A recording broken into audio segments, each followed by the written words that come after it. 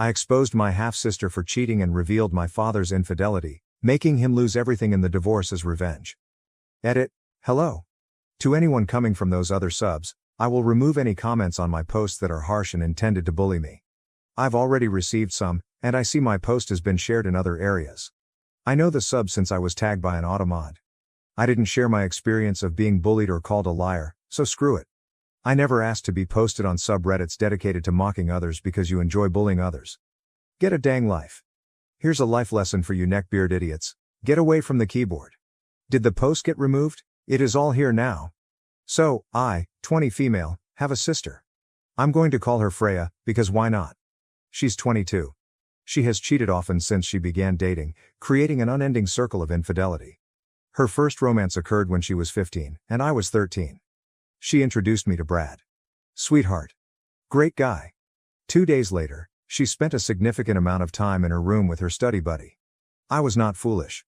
I figured out what she was doing. Heck, she informed her friends. She boasted to them about it while sitting on our living room couch. As soon as she did it, I realized she wasn't a good person. She disgusted me. When she and her study partner returned to her room, I took a picture via the keyhole in her door.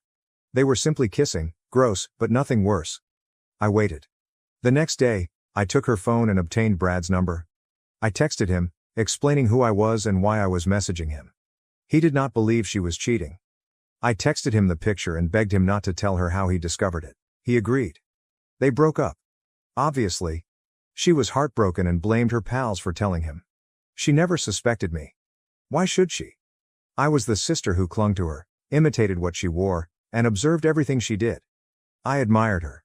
I kept up the pretense. I didn't want her to know what I knew or had done. I hoped she learned her lesson. However, she didn't. The next true boyfriend arrived when she was 17 and I was 15. I'd been watching her like a hawk, waiting for the next boyfriend.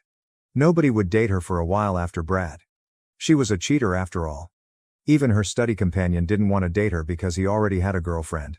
That condition did not continue longer than a month. After Brad broke up with Freya, someone informed his study partner's girlfriend that he was a cheater. Weird. Anyway, let's introduce Steven. Trusting, maybe a little dim. He saw the best in everyone. She convinced him that she and Brad had only ever kissed, nothing else. I didn't believe it, but whatever. This naive church lad believed she had transformed after only 2 years. Okay. Sure. After a month, I still had no dirt. I started to wonder if she had changed. Bam. She boasted to her buddies about cheating on Steven. I remained hidden. I needed the specifics. I wish I had documented the confession, but I did not. What I did hear was that she was going to meet her side piece at the park the next afternoon. We were both old enough to leave the house whenever we wanted. All we had to do was tell our mother where we were going. The next day, she stated that she was heading to the mall. I stated that I was hanging out with buddies. I waited till she was a few minutes ahead of me before going to the park.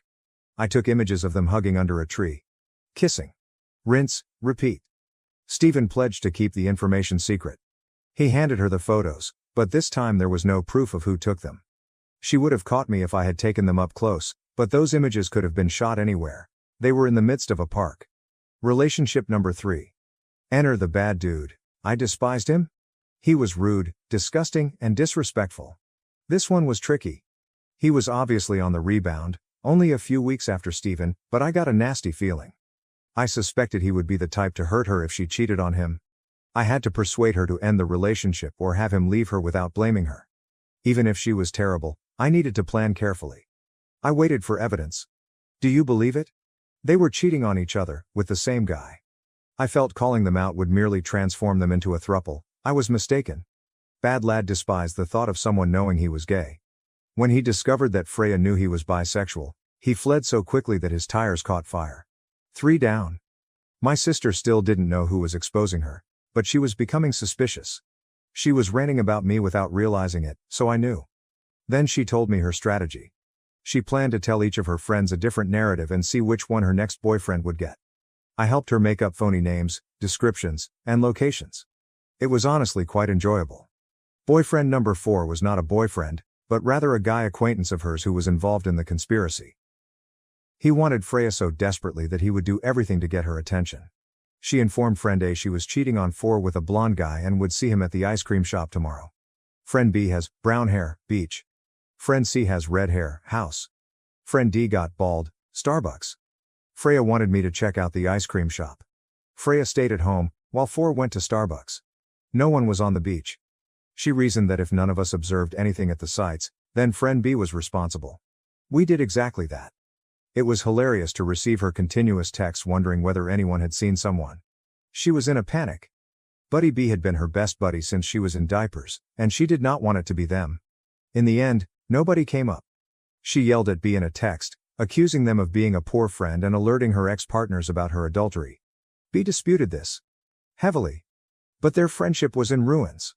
I supported B, claiming Freya was insane for suspecting them. Friend C supported Freya, saying it was suspicious that A, C and D did not show up at their assigned locations, and reasoning led to B. D felt they were all mad and even blamed me, claiming that if I was the snitch, why would all of the pals have turned up anywhere? They were unable to prove anything because no one was present on the beach. Freya felt offended. She said she would never hurt me, that she loved me too much to do so. We were sisters after all. In the end, D supported A and B because they believed Freya was insane. C remained with Freya. 4 and Freya never became a pair. Freya began dating Freya after believing the rat had disappeared. Poor, sweet Freya. His was the most terrible story since she cheated on him with his twin brother. This occurred when she was 20 and I was 18.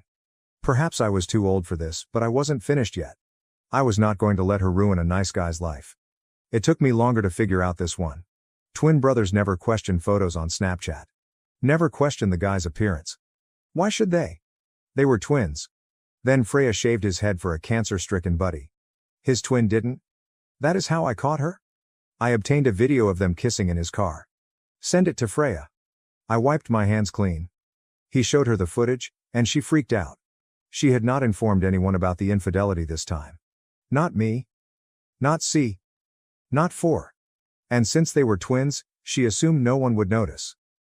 Finally, she dated 4, the only guy remaining in our small town who was foolish enough to take her seriously. Of course, she did what she always did. She cheated. Here's the problem. I wasn't sure he'd break up with her over it, or if he'd believe it at all. So I waited. Collected evidence. In an unexpected twist of events, I discovered C and 4 cheating. They cheated on her. I submitted 4 images of Freya cheating. I emailed Freya photos of 4 cheating. It burst. She had no pals. Not one. She'd pushed them all away. And now, everyone in our small town knew she was a cheater. You might be asking why I'm telling this story right now. Why are you destroying my sister like this? I detest her. I've loathed her since I was a child. See, we're only half-sisters. Same father, different mothers? Our father cheated on her mom with my mother. My mother, whom I loved, was crippled. And my father had a superior attorney. When I was 5 years old, he abducted me from her. Legally, I assume. But my mother was only permitted visitation, nothing else. I have to see her once a week, for 1 hour. She was not considered safe to have children. When I got older, I would sneak over to her house after school to spend more time with her. My beloved older sister caught me and informed our father. We returned to court. And as a foolish 8-year-old, I told a judge that I despised my father. That he cheated? That guy was filth. That I wished he didn't know me. It was determined that my mother was isolating me from my father. And my visitation was restricted. I was sent to therapy to fix my feelings toward my father. Now, yes, I understand. She was just 10. But she never apologized. Even when I brought it up years later, she found nothing wrong with her actions. My mother died a year later. My father forbade me from attending her burial. My maternal grandparents attempted to push his hand, went to court. But they were shut down. They were instructed that unless they had proof that my father was a bad dad, they should not waste time. My father's wife forgave him. Not too bright in my opinion. She reared me with him. And I had my sister, who I despised. I pretended not to. Because the best retribution is best served cold. So, why tell this story now? Because my adorable half-sister uses this subreddit. I don't believe she has ever posted, but she lurks. And I'm moving out. I am going to live with my maternal grandparents. Why now, at 20, rather than at 18? Because today, the final nail in my revenge was driven into the coffin. I left photos all throughout the house. Photos of my father cheating on my stepmother, with several women. All are date-stamped, dating back to when they took me in approximately a week ago. Walmart's photo print service was quite helpful. I only want to destroy my father, and my sister. My stepmother, whom I honestly feel awful for, has a prenuptial agreement. If he cheats on her, he will receive nothing. She owns the home, the autos, the summer house. They have a shared bank account, which he may drain. However, to my understanding, the majority of her money is in a separate account. She's super rich. She was wealthy enough to pay for whatever I needed as a child, and she smiled the entire while. I'm not sure if she ever resented me. But she never revealed it. She treated me exactly like my sister. In addition, I left documentation that my sister was aware of our father's infidelity. Proof that my darling sister knew her mother was being cheated on but said nothing. Chat logs. Vocal recordings. Even physical invoices for presents he purchased to keep her quiet. It is all there. Waiting inside the home. Today, both my sister and father are away for the weekend. My stepmother will arrive home in a few hours. And I'll be gone. Even if Freya sees this 10 seconds after I hit post, she won't be able to clean up the mess in time. Okay, I see a lot of questions concerning the keyhole. To explain, my house is really old. Built by the residents of this town, back when dwellings were made by hand. You would just yell, "Help me build," and I'll buy the beer for the day. Unfortunately, they made several poor style decisions. Every bedroom door has a huge hole beneath the handle shaped like a keyhole. It was integrated into the metal plate connecting to the doorknob. The keyholes had no lock-like function. That house was so old that when we renovated it, we discovered knob and tube wiring. What about the insulation? Newspaper. Old bedsheets, Bible pages were torn, and more. There was also a frightening doll. Other unusual design decisions included what my sister dubbed a Coraline door. It once connected to a barn beside the house. But the barn had been gone for several years. And the real kicker? The basement light switch was in a restroom, not near the basement door. The bathroom light switch was located outside the bathroom. The cloth washer drain is linked to the shower, and when the washer is turned on, the shower bubbles up occasionally. To get rid of it, turn on the shower. In the basement, on the ceiling, there are several jar lids tacked to a piece of board because the previous owners used to nail the lids up and screw the jars in to retain nails, screws, and shattered glass. According to my father, the house is filthy, and strange things make little sense. There were other things I can't recall right now, but you assume the keyhole was more prevalent. It turns out it isn't, which surprises me. Edit. Many of you believe that a wealthy lady should live in a nice home. The house we lived in was purchased while she was pregnant with Freya.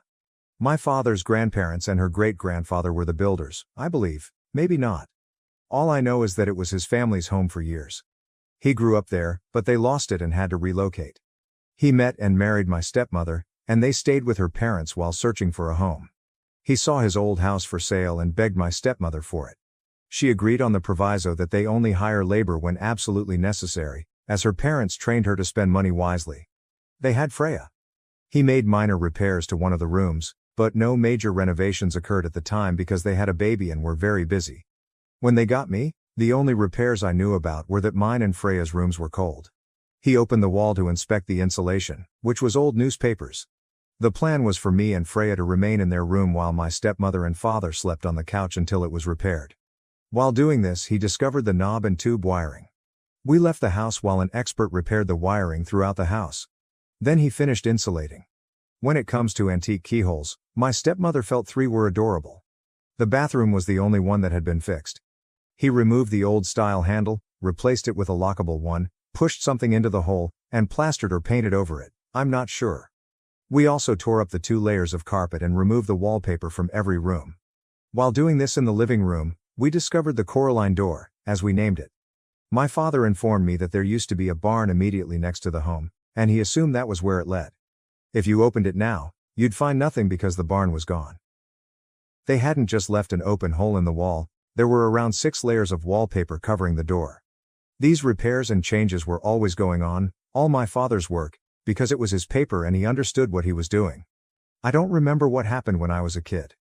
Also, you appear to believe that children aged 8 to 10 are stupid and incapable of holding grudges, which is absurd. I believe I mentioned that the revenge began at 13. Sure, the problem began at 8, but I had till 13 to stew and be outraged. No, I did not do this because a 10-year-old made an error. I did it because my sister never realized what she was doing was wrong. She told me I had a better family because of it, that my mother was a R, and that she did what was best and right. I despise her for never apologizing or acknowledging how much she damaged me. Edit. You want an update? I promise to give one, but things are hectic right now, so please wait. Question. Should I make a new post for the update or just add it here when I believe it's time? I keep seeing folks enter update me. How does this work? Question 2. Someone advised posting this in the Revenge subreddit. I do not want to copy and paste this. Does anyone who reads more than me know how to share the post or something in such subreddits so that more people may appreciate it? Question 3. I notice now that there has been a cross-post. Is that what I asked you about above? If so, how can I see where it has been cross-posted? I've been enjoying reading comments on Reddit and TikTok and don't want to miss out while waiting for things to settle down. Edit. Whoever dared to send Reddit care after me, sucks to be you. I'm already in therapy, and I learned a long time ago that you don't have to notify anyone until the act is completed. So it's too late for a therapist to try to quell the raging fire in your heart. Edit. I believe you will receive an update sometime today. I was going to update immediately, but I received a call from my therapist a few minutes ago, so I now have an appointment. Is it possible that this is because the video was shared on TikTok? Is there any dread in it? Or is this a coincidence? Update. I have wrecked my sister's relationships and friendships. Now I'm tearing apart her family. Am I pleased about it? Okay, hi everyone, you all requested an update. The original is growing too long, so I'm writing a second post on it. I'll start with my stepmother's reaction. Around the time she would have arrived home, I sat in front of my phone, waiting like a child on Christmas. To my disappointment, all I received was a text message. It said, tomorrow. Lunch, favorite pizza place. It didn't say the exact name, but you get the idea. That was all. I wondered whether she was going to take my life. After some discussion with my companions, I left. Dumb? Possibly. Am I still alive? You could say that. So I met my stepmother at my favorite pizza shop. We ordered, and she smiled at me. It was sort of creepy. She inquired if I understood why she had invited me out. My response was obviously idiotic, but I said, to murder me? She laughed, shook her head, and told me she had spent too much time keeping my dumb buttocks alive to kill me now. She said she invited me since she no longer has a need to keep my father's secrets from me. I, the theatrical dung beetle, asked for information. She provided. I still do not like her, but damn. She inquired whether I knew how my parents met. Obviously, I said no. She said that her cousin, Annie, was hosting a party for her friends and family. Adrian was acquainted with my mom, but she had never met my stepmother or father. My mother was born blind but enjoyed parties anyhow. There was alcohol there, but my mother simply drank pop in a glass with ice. My mother departed early because she didn't want to be away from Freya for too long, while my father stayed. Adrian presented my father and mother. Adrian had no reason to believe anything would occur. Adrian had already become intoxicated. Adrian, according to my stepmother, is unaware of what transpired next.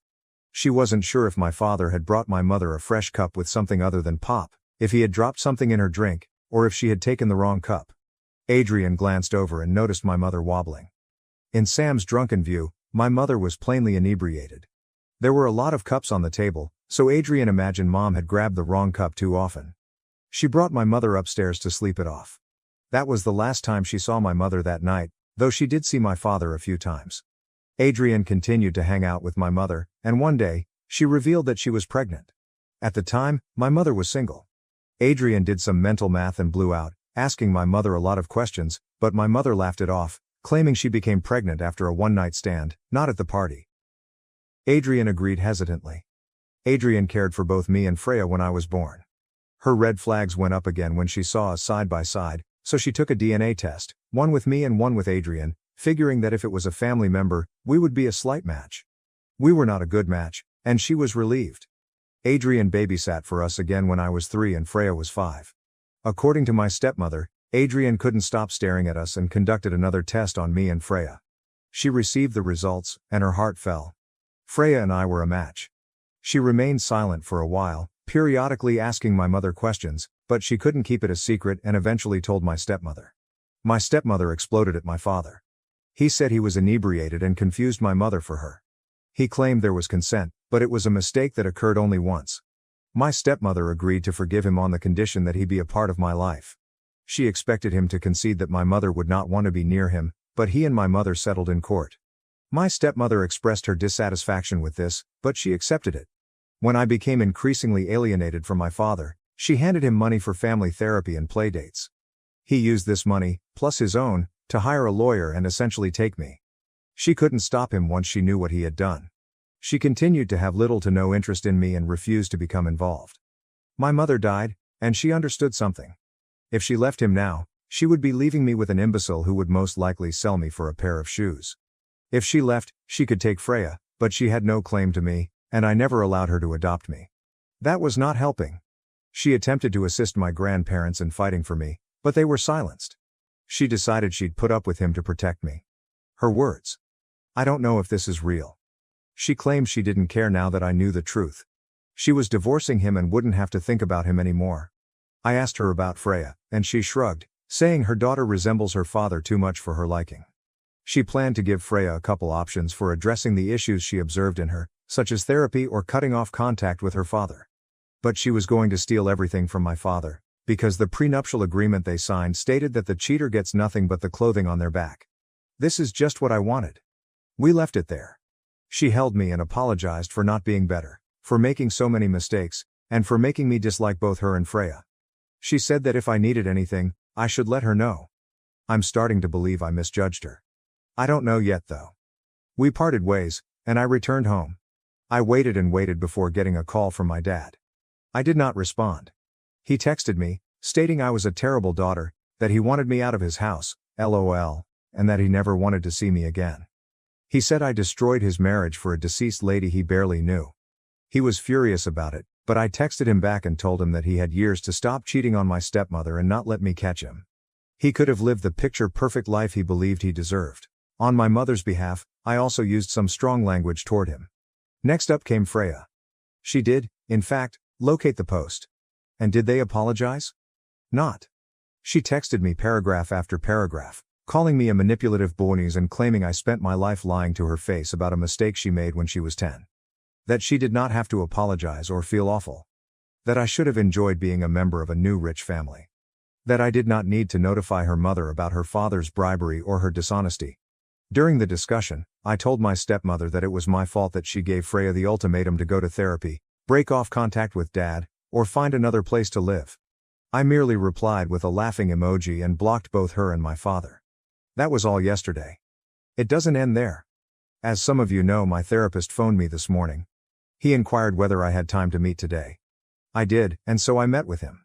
When I stepped in, he turned his laptop towards me and showed me a TikTok video about me. He questioned, "Is this you?" I couldn't stop laughing. He only shook his head, saying he had a lot more work to do than he expected, but he was smiling. I noticed the smile. He just didn't want to tell me that he felt my retribution was fantastic.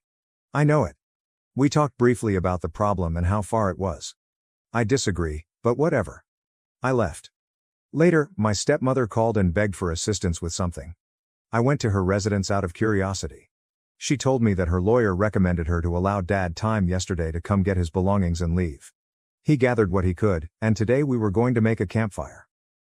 I questioned if this was lawyer approved, and she shrugged, stating it was her property regardless. Dad didn't buy any of it and probably couldn't afford a lawyer to fight her. So we tossed a lot of stuff in a mound and let it burn. It was kind of fun. She summoned Auntie Adrian over, who cried and held me because she felt guilty about not telling me. But she despised my father and refused to be near him. I showed my stepmother the text from Freya, and she called Freya, telling her she had only herself to blame. She told her not to blame me since she couldn't stop chasing nice guys away. If she wanted to stay with a wonderful guy, she should stop acting like her unfaithful mess of a father. She informed Freya she had a week to make her decision. She's an adult, and my stepmother can leave her whenever she wants. Then she hung up. My stepmother, Auntie Sam, and I ordered pizza. My stepmother's father called to find out what was going on and why Freya had shown up at their house crying. My stepmother went inside. I'm not sure what she said, but she walked out looking smug and told me not to worry about Freya because he was no longer my concern. I brushed it off and replied, "Whatever. Anyway, the day isn't finished yet, but I've blocked Freya and Dad." My maternal grandparents have confirmed that after my mother died, my stepmother was ready to slip them money to hire a lawyer and fight for me. I confronted her about not assisting them when Mom was alive, but she maintains that she was unaware my father was bringing them to court the second time until it was too late. She also expressed reluctance to contact my mother after assisting in the kidnapping. My stepmother's parents have also advised me not to worry about my father and Luca. If they do anything further after this, they will wish they had licked their wounds and moved on. I'm not sure what my stepmother's parents told Luca, but they appear to be strongly opposed to cheating of any type and believe Freya should do as my stepmother advised. Cut off Dad, seek therapy, and apologize to me. That, I believe, concludes things. It was chaotic for a while, but I'm getting on with my life, washing my hands of Freya and Dad. My stepmother said she entirely understands if I don't want anything to do with her. She said she made a lot of mistakes when I was younger, but she still wants to help me with expenditures and other things. In any case, everyone in my small town is aware of what they have done. Some individuals in my town, not just my therapist, discovered the post, and drama travels quickly. Apparently, I also own it. When people ask me about it, I tell them because I want them to understand what they did to me. I don't believe my stepmother is facing much blowback. She delivered all of the images I printed off to her lawyer, who laughed at the pile and claimed that my mere existence was enough proof for the divorce, but the pile didn't matter. Especially since I wrote dates on many of the photos, some of which were extremely recent. I don't believe this is as nice as the previous post because I never expected to make an update. I kind of just wrote it as it happened. I hope this calms down the drama fans in the comments. If anything more happens, I will probably post it here. There will not be any further updates. Thank you for watching. If you haven't subscribed yet, please do so and hit the notification bell to stay updated with more shocking real-life stories happening around you. I went into labor on my sister-in-law's wedding day, but my mother-in-law locked me in a bathroom to keep me from stealing attention. A few hours later, I awoke in the hospital, and my mother-in-law begged me not to file charges. But, oh boy, her face became pale when my spouse said this. My husband, Rick, 30, and I, 29, were blessed with a daughter 2 weeks ago. This is our first child, and we're understandably thrilled. We've been quite busy, and we're still adjusting to being parents. It's a difficult change for both of us, but we're doing our best. We don't have much support because of what happened on the day our daughter May was born. It was one of the most horrible experiences I've ever had, and I doubt I'll ever forget it. Even the joy of May's arrival is insufficient to help me overcome the paralyzing terror I felt that day. I believe I would have died if not for my husband's immediate assistance. Despite the sad tragedy, I believe that because it involves family, we should be a little kinder to them because May is the first kid in the family. But I'm unsure, and my judgment is muddled by all these hormones and infant obligations, which is why I've turned to Reddit for assistance. Please bear with me while I tell this lengthy and multi-character story. Rick has 2 younger sisters, Anna and Emily. Anna is 28, while Emily is 24. I have a pretty excellent relationship with both of them, and I don't believe there's any hostility between us. We aren't close because we're all busy with our careers and don't get together very often. Emily doesn't even reside in the same city as us, but we try to catch up and stay in touch through messages or phone conversations. Rachel, Rick's 53-year-old mother-in-law, is another significant figure in Rick's family in this story. While I get along well with Anna and Emily, Rachel is a completely different story. We don't always agree, and I believe she has issues with everyone, not just me. She's the biggest control freak you can imagine, and she won't stop. She wants things to proceed according to her wishes and desires. Her 3 children often accept her requests because she reared them after their father abandoned them. So they strive to make things simpler for both her and themselves. Furthermore, if someone dares to demand anything other than what she wants, she reacts, which can range from disapproval and moping to a full-fledged meltdown complete with tears and tantrums. Dealing with her is challenging, so I try to avoid her whenever possible. Rick gets this. He understands that his mother is troublesome, so he lets me keep my distance and deal with her as I see fit. On my end, I understand his feelings for her despite her domineering nature, so I let it go. She doesn't like me, therefore she doesn't interfere with my life, which works well for all of us. However, things spiraled out of control a few days ago, owing entirely to her actions. Now, I don't believe anyone will ever forgive her. Anna was getting married on May's birth date. It was a gorgeous ceremony, and her husband Jonah, 30, is Rick's acquaintance. He proposed to her about a year ago, and Anna asked me to be her bridesmaid. I had accepted. However, when Rick and I discovered I was pregnant, I had to suggest that she ask someone else because I knew I wouldn't be able to handle it. This was about 6 months after the proposal, therefore only 6 months till the wedding. I was 3 months pregnant by then. I expected repercussions from her for backing out midway, but I knew I needed to prioritize. I was very worried and jittery before telling her. I believed our connection would be strained indefinitely. However, to my relief and astonishment, none of it occurred. Anna was pleased when I informed her. She had forgotten about her wedding for a long time. When I told her I wouldn't be available for duty, she said, "Obviously, I'll be taking care of you." She even pondered rescheduling the wedding since she didn't want me to miss it, as I would have if May had been born then. That didn't happen for a variety of reasons, and she probably shouldn't have done it in the first place. It was a close call in the end, but she remained supportive throughout. Emily became the maid of honor, and I knew the two sisters were preoccupied with wedding preparations, so I didn't trouble them much during the pregnancy, which was traumatic for me. Nonetheless, they kept in touch as often as possible and came over to encourage me greatly. I feel a little guilty for not supporting Anna on the most important day of her life, despite the fact that she supported me the entire time. My mother-in-law was the only one who was upset about the situation.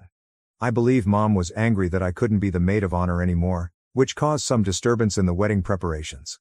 That seemed like the only reasonable explanation, and I understood where she was coming from. However, the antagonism, for lack of a better phrase, persisted even after Anna accepted the pregnancy and my absence as maid of honor. The bride was not upset in the least, but Rachel began antagonizing me from that moment forward. It was strange, but I assumed I was on edge because of the hormones, and she was on edge because of the wedding. I assumed that all of this was simply building false narratives in my head. I ignored her as much as I could, and things were largely all right. During the wedding, things became out of hand, both physically and figuratively.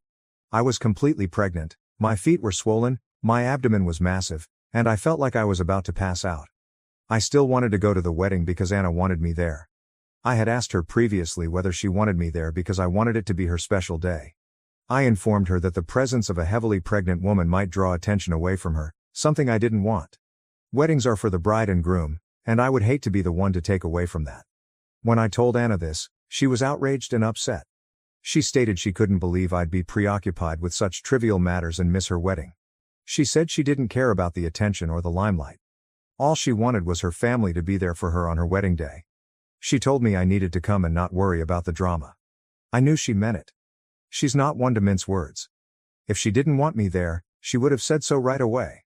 But she did, and she stated it emphatically. I felt it was my obligation to be there for her.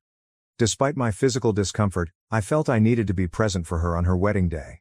I'm not going to lie, there were a lot of people whispering, but I tried to ignore them because I knew Anna was glad I was present. That was all that mattered to me at that moment. Rachel did not say much to me and glared at me the entire time. However, I was too uncomfortable to notice. I didn't have the energy to cope with her or understand her passive-aggressive conduct toward me, so I just let her be.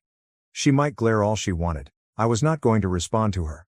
Then came the big episode, which stunned and terrified everyone around me. I started feeling apprehensive just as the ceremony was about to commence. By then, I'd already met Anna. I got up and went upstairs, believing it would make me feel better and that I'd return when I did. Rachel had followed me without my knowledge. I went to the bathroom because I was sweating and feeling strange. Suddenly, my water burst. It was a literal flood, and I began to panic because, as much as I adore my daughter, she had picked the worst possible time to arrive. I couldn't think clearly. Thankfully, I noticed my mother-in-law in front of me. By then, I was crouching in agony. She raced to me, and I ordered her to take my phone and call Rick right away because we needed to hurry to the hospital. She helped me up and had me sit in the restroom. I gave her my cell phone. That is when she flipped. She claimed she'd make sure Rick arrived in an hour after the ceremony was complete since she didn't want me to take Anna's attention. I asked her if she was crazy and told her I couldn't take this for an hour. I tried to grab my phone from her, but she locked me inside and took it with her. So there I was, pregnant, with my child actually on the way, sitting on a toilet in a bathroom, without a phone or a spouse. I'm not sure how I didn't suffer a full-blown panic attack. Thank goodness I didn't, since I'm not sure what would have occurred otherwise. I stood up and slowly made my way to the door. I began beating on it. I yelled repeatedly. But no one heard me because the restrooms were on the first floor and everyone had already taken their seats for the ceremony. I screamed till my voice faded, but no one came. That was when I truly believed I was going to die, and take my baby with me. I was weary, wet, sweating profusely, and unable to speak. That was the last thing I remembered. I'm not sure what happened afterward. I passed out from tiredness. I can't recall how I got to the hospital. I know I did. A few hours later, I awoke in the hospital, sobbing with Rick by my side. It took me a few moments to figure out where I was and what was going on. When I noticed Rick crying, I expected the worst. Everything came flooding back, my mother-in-law locking me in the bathroom, my crying. And I believed May hadn't made it. When Rick saw I was awake, he breathed a sigh of relief and began crying in my arms. I had no idea what to make of it and felt a terrible feeling in my stomach. Then I saw the nurse enter with a baby girl, and I breathed a sigh of relief. I really wanted to hit Rick for messing with me like that. But he said he wasn't toying with me. He was just glad I was okay because I was unconscious when he found me in the restroom. I held my baby for the first time, and I don't think I'll ever forget the feeling. I don't think there is a better emotion in life. Nothing will ever compare to what I felt in those moments. Rick didn't offer me any specifics at the time, which I appreciate because I didn't have the energy to cope with it. I could hear a commotion outside and asked him what was going on. He stated his mother-in-law was outside and wanted to come in to see her grandchild. I described what had transpired in full. I told him what she had done, and how she had put our daughter in jeopardy for no reason. I also told him that I would never let her near my daughter. To me, she was dead. He said he knew everything. When he found me in that state, she broke down and told him everything. I told him that just because she broke down didn't mean I'd forgive her. He chuckled and stated his mother was dead to him from this moment forward, and he was going to file charges for endangering life.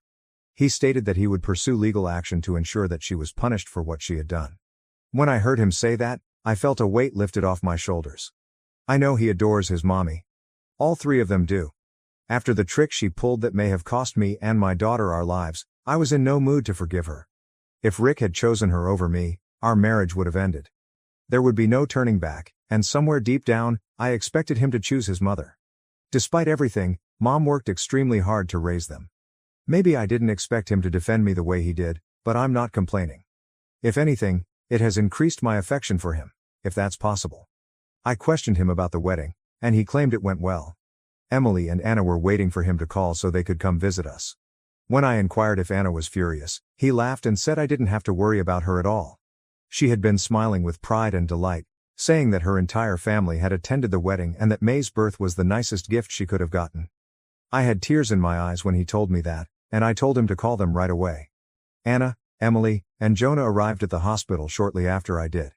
The best part, Anna and Jonah were still dressed for their wedding. Anna refused to pass up the opportunity to snap a wedding photo with her niece. I started crying uncontrollably. It was a truly heartwarming moment. After taking the image, I apologized to Anna for destroying her day. She hugged me and told me I was misinterpreting the situation. I had made her day. I told her about my mother-in-law's actions after we announced the pregnancy. Anna stated that the only thing I did wrong was not informing them sooner. Perhaps they could have put an end to her turmoil. I told her I didn't want to cause trouble, and Emily responded that any amount of difficulty was fine as long as I was safe. Even as I type this, I have tears in my eyes because I realize they love me like family. They saw me as more than Rick's wife. I was a family member. Anna is one of the best women I know. She is so safe and happy. It's no surprise she is where she is today. I don't see how Rachel is so different from her children. It's as if they saw her and concluded that was not who they wanted to be. It's odd, but I don't mind. It was beautiful. Apparently, my mother-in-law was still outside. Anna had informed her on her way in that she would ensure Rick and I filed charges. My mother-in-law wanted to come in and see May, but I didn't want her anywhere near me. Anna stated we needed to protect ourselves from her. She apologized to me, saying she hadn't adequately addressed her mother's overprotective impulses or made it obvious that she had no objections to my pregnancy. She stated that if she had, perhaps the situation could have been avoided. I told her she had made me feel safe, and there was no way she was to blame. Rick was outside the entire time, conversing with my mother-in-law. When I was discharged and returned home with May a few days later, Rick informed me what he and my mother-in-law had discussed. He claimed he had informed her that he would be filing charges and that she could deal with it because nothing would change that. He also warned her she was never welcome in May's life. She was not her grandmother, in any way. She opted to endanger my and my unborn child's lives over a perceived slight that didn't even bother her. He also stated that the money he had been giving her, my mother-in-law was living off of Rick and Emily's money, would be significantly decreased. She burst into tears, stating she had worked her entire life for her children and did not deserve this. Rick said that, while he recognized and appreciated everything Mom had done for them, she did not have control over their life. He said she was in the wrong and that he had been ignoring or making excuses for everything she did for years, But no more. When it came to May and me, she needed to realize she had crossed a significant line and demonstrated she was not safe to be around, especially because Anna had never had an issue.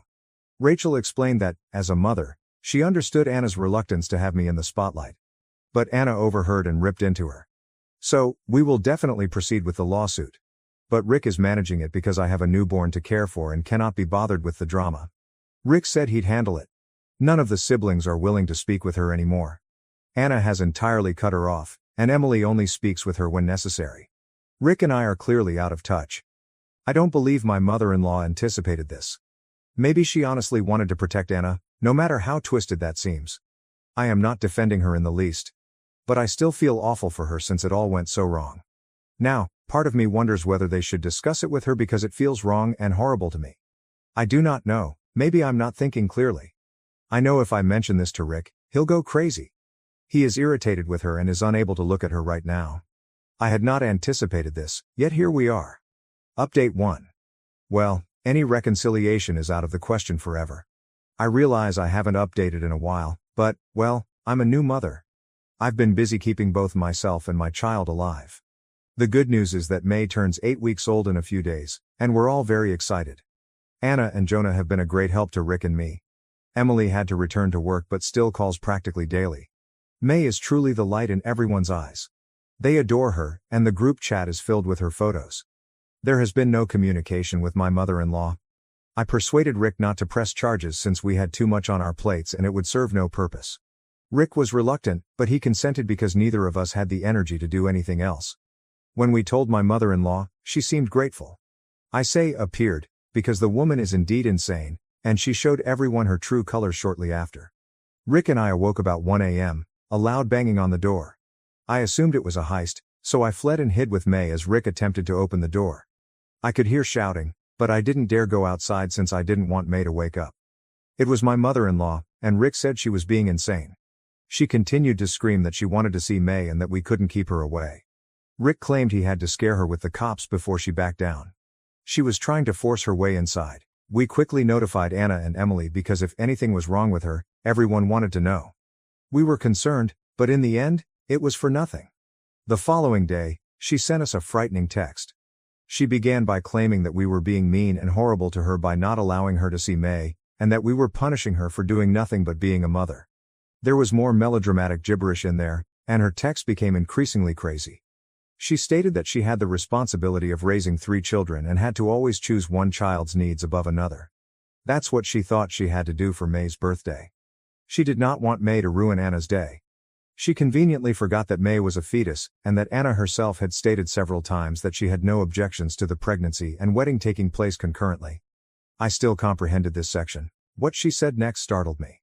She expressed concern that having May in our lives would make her less valuable to her children. When I revealed my pregnancy, she assumed Anna would be upset since that is how a normal woman would react.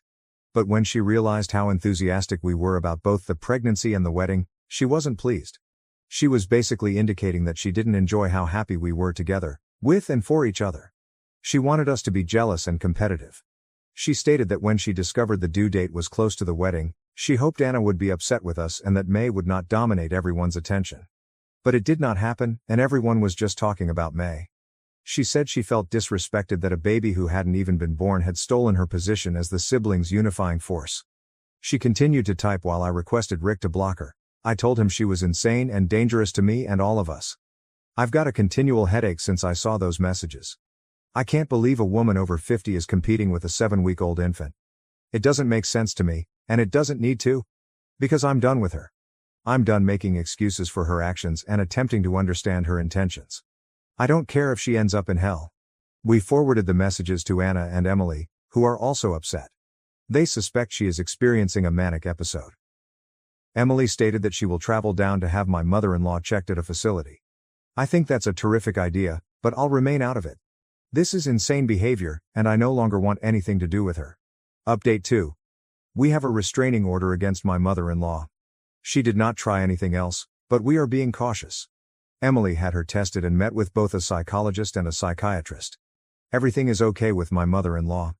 She was diagnosed with generalized anxiety disorder, but that was all. The doctor stated that there was no underlying medical basis for her behavior and advised Emily to seek therapy. Emily has since made no touch. She stated she would be eager to help if something was wrong, but my mother-in-law is cruel, and she can no longer stand her. I completely understand and share your point of view. If she had a psychological problem, she may have received my sympathies and help in a few months. But once that's ruled out, we know who she is. There is no way to reconcile it. This is why we sought a restraining order. May's safety is extremely important to Rick and me, and my mother-in-law has proven herself to be dangerous twice. Furthermore, she harbors animosity for May in particular, so we must take extra precautions to keep them apart. I believe this will be my final update, and I hope I never have anything further to say about the entire episode. Thank you for watching. If you haven't subscribed yet, please do so and hit the notification bell to stay updated with more shocking real-life stories happening around you. On my wedding day, I exposed my fiancé and stepmother's affair, causing my father to collapse from shock. It's an unimaginable situation, and even now I can hardly believe this is my reality. Writing this down feels like the only way to process what happened. My mother passed away when I was 16, leaving my father utterly heartbroken.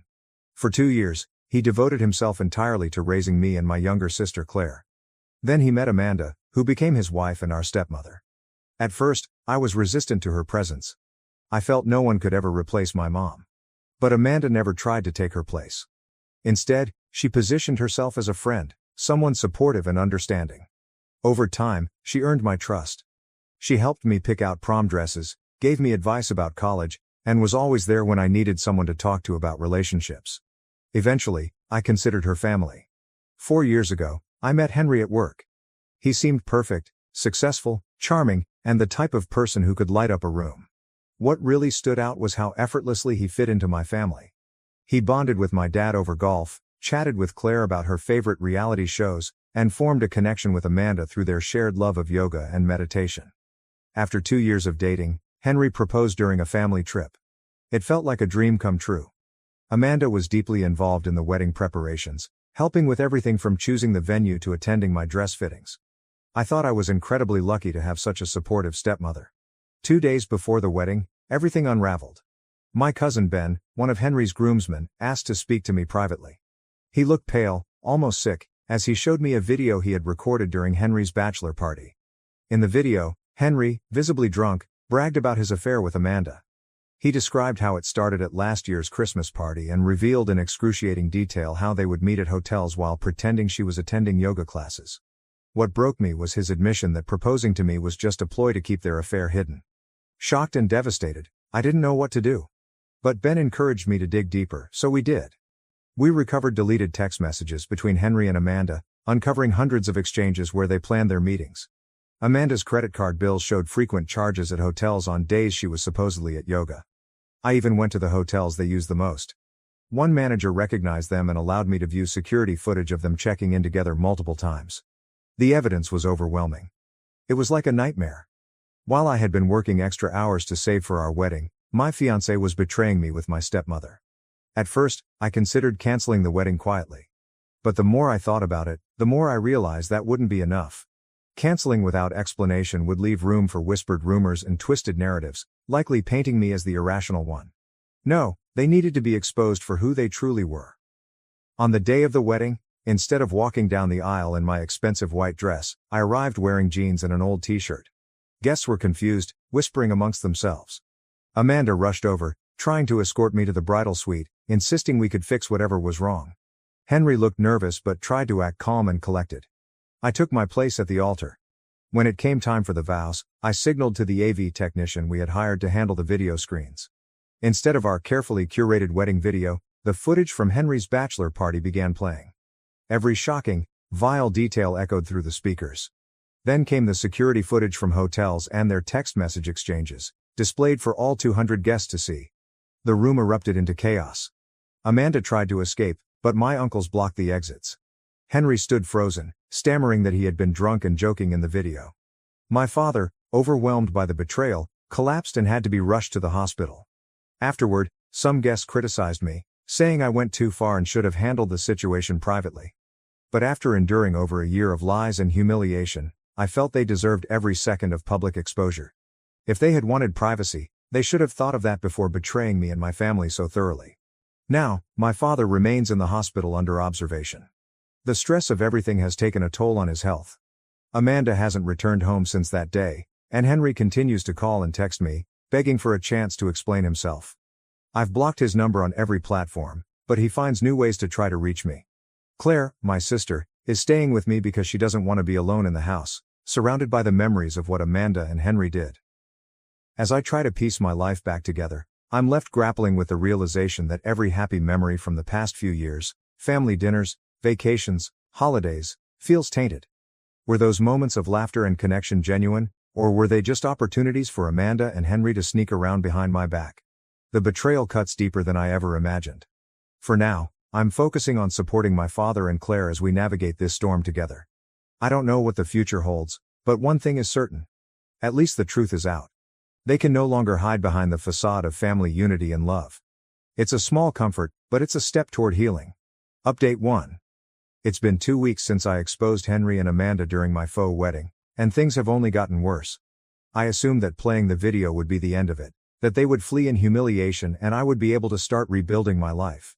Instead, it feels as if I've opened Pandora's box. Amanda has emerged, not to apologize or express regret, but to try to dominate the story. She wrote a dramatic email to our entire extended family, friends, and even some of my workplace. She portrayed herself as an innocent victim, duped by Henry. She said my father was constantly working, which he wasn't, and that she was lonely and vulnerable, which she also wasn't. According to her, Henry chased her constantly until she caved in. In her email, she mentioned that she felt stuck and couldn't tell anyone since she didn't want to break up our family. She even had the arrogance to imply that she only helped arrange the wedding because she was looking for an excuse to break up with Henry. The entire email was filled with lies and phony apologies about how she never intended to upset me. Then my cousin, who had taped the bachelor party video, decided to probe deeper.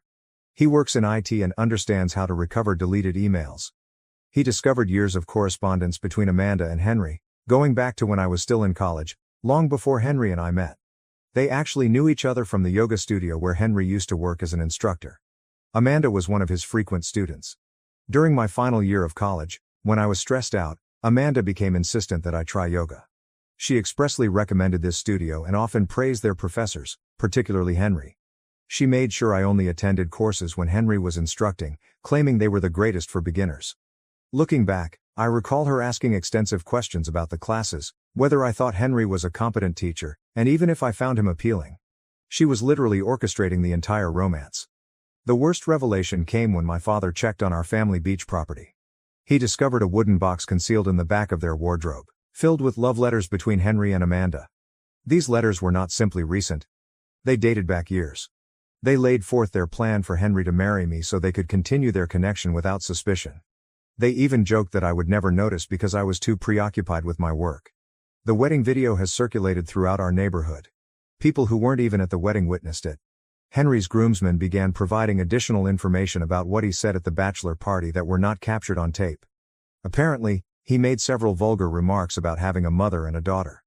Then additional women started coming forward with stories about Amanda. 2 of Claire's high school friends contacted me independently. They both said Amanda attempted to seduce their elder brothers when they came over to study. One of the brothers was 19 at the time. Another member of our church confessed that Amanda had an affair with her husband 3 years ago. My stepmother appears to have a history of chasing younger men, particularly those connected to her daughters. My father was released from the hospital after 3 days, but he isn't the same person. His blood pressure remains elevated, and he rarely eats or sleeps. He spends the majority of his time in his study, looking through old photographs and family recordings. I visit him every day, but seeing him in such a way breaks my heart.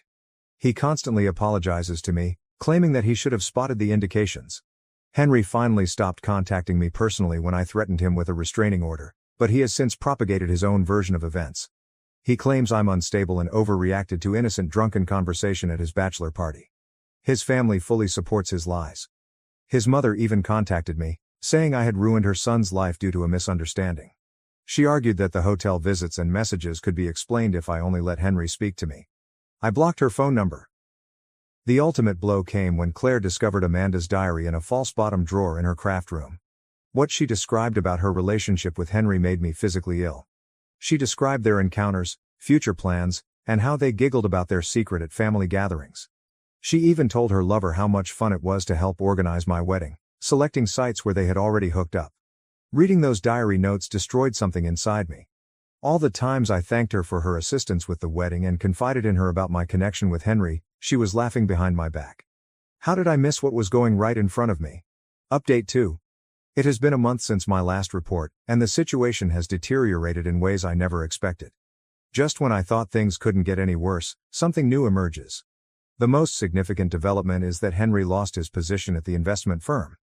It comes out that his boss's wife attended the wedding and videotaped everything on her phone. The video spread across the office and eventually reached the company's board. They judged that Henry's actions reflected poor judgment and a lack of moral character. Because he dealt with high net worth clientele who trusted him with their money, the company concluded it couldn't take the risk of keeping him. Henry was dismissed last week without severance pay, but that's not the worst part. Amanda totally lost it. While my father was still suffering from everything, she emptied their joint accounts, taking nearly $200,000. She also grabbed all of the family jewels, including pieces that belonged to my mother and were intended to be passed down to me and Claire. My mother's engagement ring, her grandmother's pearls, and even the locket containing our infant pictures are all gone. Amanda left a dramatic statement, stating that years of mental manipulation and anguish pushed her to take drastic steps to protect herself. My father's lawyer is trying to find her, but she appears to have vanished. She even emptied her personal storage unit without anyone noticing. Claire eventually broke down and said something that made my blood boil. Last year, after her senior prom, she discovered Amanda attempting to seduce her boyfriend Tom. Claire had gone upstairs to change out of her outfit, while Tom waited in the kitchen. When she returned, she discovered Amanda cornered Tom against the fridge while wearing nothing but a silk robe. Tom appeared afraid. Amanda attempted to explain it as a misunderstanding, claiming she didn't expect anyone to be in the kitchen so late. She begged Claire not to tell anyone, fearing it would split the family. Claire, barely 18 at the time and terrified, remained silent. She broke up with Tom the next day, too embarrassed to tell him the true reason. More details concerning Henry and Amanda's affair emerge. Amanda's yoga friend contacted me, claiming Amanda and Henry's relationship at the yoga class was an open secret. Everyone assumed it was over when Henry moved to work in finance, but it appears they just became better at hiding it. The friend discovered old images from a yoga retreat of Henry and Amanda looking quite cozy, shot while Henry and I were already dating. Amanda's yoga acquaintance also noted that she had a reputation for getting too close to male pupils, particularly younger ones. The studio owner had admonished her several times to respect professional boundaries. This validates Claire's friend's claims about Amanda chasing their brothers. My father has started divorce proceedings, but he is not doing well. His blood pressure is alarmingly high, and his doctor has prescribed additional medication. He rarely leaves the house, save for sessions with his lawyer. Every fresh revelation concerning Amanda's dishonesty appears to age him an additional year. What hurts the most is that Amanda's betrayal extended far beyond the affair. She actively sought to get close to vulnerable younger males in her family. She preyed on Claire's boyfriend while he was barely out of high school, manipulating events to get her way while seeming to be a loving stepmother. I keep discovering concealed receipts from places I never knew existed, a burner phone in her garden shed, and gift cards and notes from Henry hidden in her old books. It's as if she had a secret existence that ran parallel to ours. Some of Henry's buddies have reached out to apologize. They admitted knowing about the affair but were too afraid to say anything. One of them said that Henry would boast about how easy it was to deceive me because I worked so hard. He preferred my lengthy hours since they allowed him more time with Amanda. The entire situation makes me feel unclean, as if every memory from the last 5 years, family dinners, holidays, vacations, is soiled. Were those just ways for them to sneak around behind my back? How many times did they laugh at me while professing to care about my well-being? Update 3. 6 months later, the fallout still. Amanda reappeared in Arizona, living with a 35-year-old yoga instructor she met on a retreat. She originally attempted to challenge the divorce, saying that she deserved half of everything because my father's work schedule drove her to infidelity. Her lawyer dropped the case after my father's legal team produced evidence of her numerous indiscretions and money theft. Amanda received nothing in the settlement other than her own items, including the jewels and money she had stolen. We found some of my mother's jewels in pawn shops. The proprietors were sympathetic to our story and let us buy back a few pieces at cost, but my mother's engagement ring and most of the family antiques are still gone. Amanda alleges she sold them for cash and squandered everything. Henry's life has gone apart. After losing his work, he was unable to pay for his apartment and returned to live with his parents. His attempts to find work at other investing businesses were unsuccessful, as no one wanted to hire him after what transpired. A video of his bachelor party confession went viral on LinkedIn, and it now displays when people search for his name. Amanda left him for her yoga instructor when he lost his job and money. He recently showed up intoxicated at Claire's college graduation celebration, weeping about how he gave up his life for Amanda. When he attempted to force his way into the room to speak with me, security had to forcibly remove him. Even his parents have stopped defending him and are advising him to relocate out of state for a new start. The wedding venue contacted us to refund our entire money. They even wanted to utilize our story anonymously as a cautionary tale in their new contracts, which now include provisions barring unauthorized video displays during ceremonies. My father is doing better physically. His blood pressure is under control, and he is gradually reconstructing his life. He sold the beach house, unable to endure the memory of their affair, and relocated to a smaller home closer to me and Claire. He's also unearthed writings that show how thoroughly Amanda exploited us over the years. She documented instances in which she gaslighted him, such as shifting his keys and pretending he was forgetful or lying about agreements they never made. She did the same thing to me and Claire, quietly diminishing our confidence while trying to be helpful. Claire is succeeding at college, dating again, and feels lighter since she no longer needs to worry about Amanda preying on her boyfriends. She's even reconnected with her previous boyfriend Tom, as friends, which has helped her heal from the trauma. As for me, I am not interested in dating right now. My pals continue to try to set me up, but I need time to trust again. The most difficult thing is not the betrayal directly, but recognizing that every good family memory from the last few years, family dinners, holidays, even tiny moments like watching TV together, was based on lies. I've moved to a new apartment in a different part of town, changed my phone number, and blocked Henry and Amanda across all platforms. Some people still believe I went too far with the public exposure, but I do not regret it. Sometimes the truth requires witnesses, and sometimes the only way to deal with toxic people is to shed light on their actions. To anyone experiencing a similar betrayal, believe your instincts. If something feels off, it probably is. I spent years disregarding red signs because I wanted to believe in the ideal family life. Never again. Thank you for watching. If you haven't subscribed yet, please do so and hit the notification bell to stay updated with more shocking real-life stories happening around you.